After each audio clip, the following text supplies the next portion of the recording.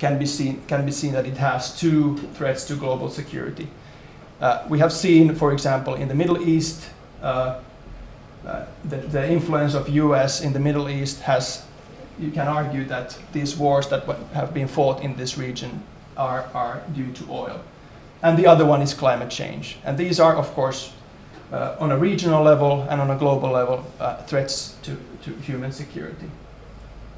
The other issue concerning energy and security, interlinkages between these, is the issue of energy superpower. That those energy resources, fossil energy resources that we find today and countries that are producing, they are only a few number of countries that possess most of the resources. And then this is, of course, an issue that has been debated during the 2000s between the EU and Russia, for example, that whether Russia is behaving or trying to behave as an energy superpower towards the main client. But this is another discussion, and I won't go too deeply into that. But of course, we can discuss that if you are interested. But what I'm more interested in, and what actually much more discusses what Ville was discussing in his presentation, is actually this first one, what kind of linkages with security and social development, energy development has, and in a way the geography of hydrocarbon development, what kind of linkages it has to social development and human security. The first issue is this carbon leakage that actually Ville was explaining quite well. That we have, I call it environmental racism, in a sense that these externalities of energy use on a local level, I mean upstream production of energy, oil and gas resources that pollutes the environment locally, but also this through climate change globally. So this is what Ville was telling us about in very great detail. But in a way, two other features of this interlinkages between the geography of hydrocarbons and their development and security is something that actually interests me even more.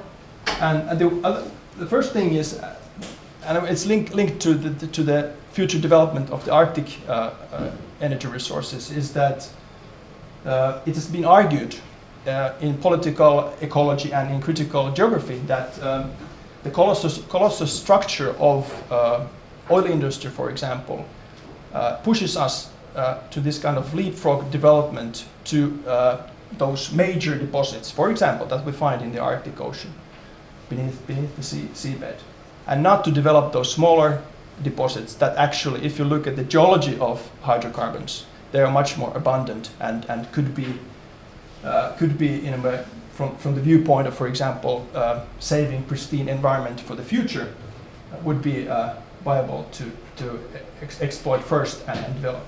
And this is one, in a way, issue of this geography of hydrocarbons that is related, especially to environmental issues. But then more on if you think of the social effects of hydrocarbons and the geography. This is a argument that especially has been developed in the third world oil-producing countries like Nigeria, for example, where the argument goes that the molecular logic or in the geography of holes of those oil and gas development sites, and then the horizontal logic or the choke point geography, that you have to transport this very valuable resource via pipelines and narrow corridors to the global markets, that this actually, if not produces authoritarian or violent regimes, but reasserts authoritarian regimes that, in a way, for example, Nigeria, before they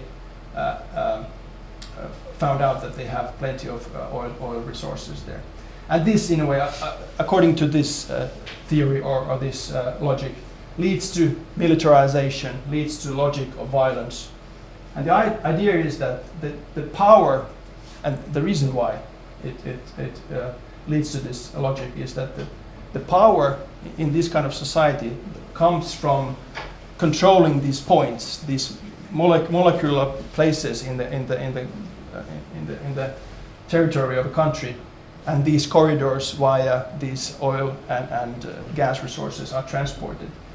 And the power comes not from development of the territory as a whole. And this is in a way then interesting when one thinks of, and I come to that in the last slides. If one thinks of how does this theory, in a sense, that has been developed in the third world countries and authoritarian oil countries, how does it apply, and how can it be, in a way, discussed in the context of the Arctic? And for example, in the Russian gas-producing regions, you can see a couple of big deposits in a very actually compact territory, or the vast territory of Russia produces most of European gas and most of Russian gas, and is transported via pipelines on a narrow corridor. So the logic, according to this theory, goes that the country is interested in developing these regions and these communities and securing these transport corridors, but not on a territorial logic and developing on an equal basis the territory. Okay, then we jump to quickly to the issue of what kind of changes it's assumed that the global climate change will induce to the Arctic region, and regardless of the rate or the speed of the global climate change, we can see that the Arctic is actually going to suffer, or the changes are the most severe in the Arctic region. As you can see, by the end of the century, according to the hardest scenario, the worst scenario of the International Panel for Climate Change, the change is more than 7 degrees Celsius on average. And then that, of course, leads to the fact that we have what we actually have already seen, that the polar ice cap is shrinking year after year, and this, of course, is the reason why this discussion during the 2000s, for example, has been lively about who gets to use those resources that are found beneath the Arctic ice cap and beneath the seabed. We have seen a couple of years ago, Norway and Russia, they already made a deal, struck a deal that who gets to develop oil and gas reserves in the Barents Sea. And this is, of course, can be seen in the context of that this dispute that has been taking place for decades between Norway and Russia is now actually the first in a way border that has been agreed upon in the Arctic. And this, of course, tells us that it's a sign that that oil and gas development in the Arctic will and is taking place. Of course, the developments in the U.S. Gas markets is something that has slowed down. For example, the development of Stockman gas field, but still, if we think of the discussion concerning the disputes over territories, that is over energy in the Arctic, tells us that this is something that the coastal states, but also other major states, are interested to do. And regarding the energy resources, that it's a U.S. Geological survey that was made in 2008 argues that there are 12 billion tons, that is 90 billion barrels of oil beneath the Arctic seabed, and 45 trillion cubic meters of gas. So huge deposits. Even if one remembers that map that I showed you about the strategic ellipse, it definitely, if these figures are true, definitely expands this ellipse to the Arctic Ocean. And that means, for example, that 13% of the world's oil is located there. And I remind you that this is the oil that is considered to be this conventional oil, which presumably is cheaper to produce. Of course, these are harsh conditions in the Arctic, but it's still cheaper to produce than, for example, tar sands and these non-conventional hydrocarbons that we, for example, see today developed in Canada, for example. There has been a dispute in this region concerning so-called Lomonosov Ridge, which is an interesting because both Russia, Denmark, via Greenland, of course, and Canada have been arguing that these borders for the countries who can use these resources in the Arctic should be in a way understood in a sense that this Lomonosov Ridge is an extension of their continental shelf. So arguing that they have the right to exploit these resources beyond this 200 nautical miles economical zone that is given to all coastal countries according to the sea legislation or ocean legislation.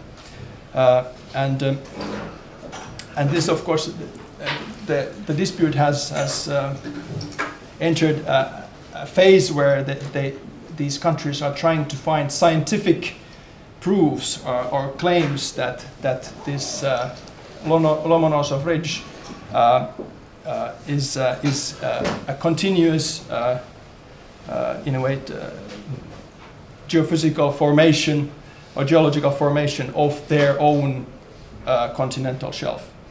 And this will be then decided in the Commission on the limits of the continental shelf, which is part of this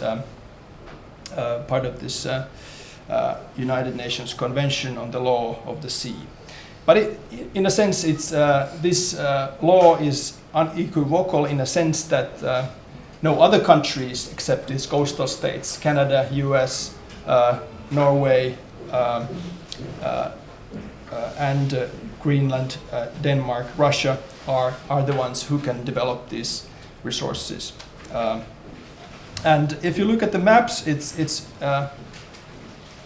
interesting that the issue is also not only who gets to develop those oil and gas reserves in the future, but also who gets to, in a way, gets the image benefits of owning the North Pole, which is presumably still a continuing dispute between Russia and Greenland / Denmark.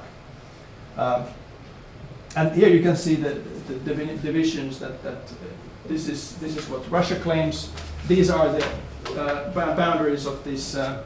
The dotted line, black dotted line, is the boundary of the economic zone, 200 nautical miles from the coast.